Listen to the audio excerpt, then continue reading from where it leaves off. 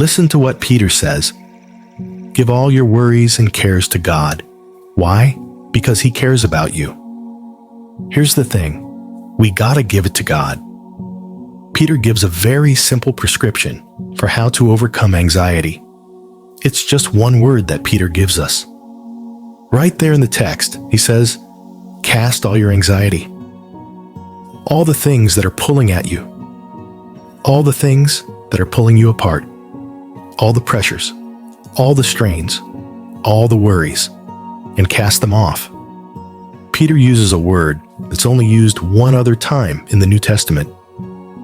It's actually used by Dr. Luke. In Luke chapter 19, the disciples are sent to go get a colt for Jesus to ride on the day that we would come to know as Palm Sunday. And look at what happens. Luke chapter 19, verse 35 says this. They brought it to Jesus, and throwing their cloaks on the colt, they set Jesus on it. I only mention this because I think it gives us such an incredible visual. They took their coats and they threw them on the colt, or they cast them on the colt. It's the perfect picture for the one instruction we are given to deal with our worries, our anxieties, and our uncertainties. Take the things that are pulling you apart and cast them on Jesus. The scripture says cast all your anxieties on Him. One antidote for anxiety is you have to give it to God. You can't go around carrying everything, trying to figure it all out, living in tomorrow, wondering how it's going to work out. What if my health doesn't improve? And what if my company has layoffs? This family member did me wrong. I got to fix that.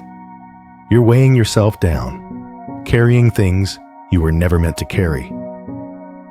That's why you can feel worn out and not able to sleep at night. Do yourself a favor and start casting those anxieties. They're going to come, but if you're going to stay in peace, you have to get good at turning them over to God. The word cast is an action word. When you're fishing, you cast the rod. It's not a complacent, let me just toss it out there. No, you forcefully swing your arm and aggressively flick your wrist. There's action and energy. In the same way, anxiety is not going to just fall off of you. Worry is not going to go away on its own. You can't just sit back and hope that things will change. You have to do some casting. When thoughts come, what's going to happen with your children? What if your business doesn't make it? What if you can't pay your bills?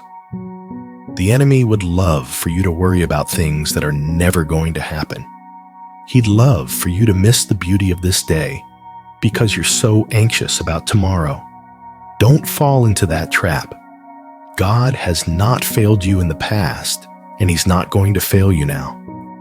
The mark of spiritual maturity is not the ability to carry greater or more circumstances or responsibility. The mark of spiritual maturity is the willingness to cast all of those things back on Jesus. Transfer the weight and responsibility to Him, and He will lift you up. Cast it on Jesus. When you cast your circumstances on Him, you are making a transfer of trust. You're saying, I'm not going to wear this weight anymore. I'm going to let Jesus wear it. The most powerful attacks are not physical, but mental. That's why the enemy works overtime in the mind. Anxiety, fear, worry. When anxiety attacks, often we call our friends, call our neighbor, call our parents. That's all fine, but you need to make sure you call on the name of the Lord. Call on the God who created you.